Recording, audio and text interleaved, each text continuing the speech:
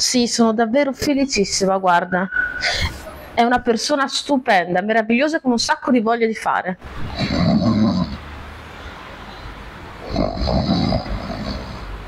Assolutamente, poi dovresti vedere che gran lavoratore che è, quanto ama ed elogia il suo lavoro.